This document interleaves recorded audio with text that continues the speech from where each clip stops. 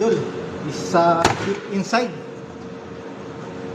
Pakita ko sa inyo paano linisan ng top round, inside round. Ito gagawin nating pang Pransya at saka attendry. Yan ang mga top dito sa Canada, yung mga gusto ng mga lokal dito, mga idol. Yan. Shoutout pala kay Idol Canada Vlog. It's my idol. Yan, ganyan lang mga idol. Oh. Ito mga idol, ito na yung kinat natin inside. Matenderize na mga idol. Yan. Yan yung gagawin natin pang Pransya. Yan. Tatat lang natin siya ng manipis.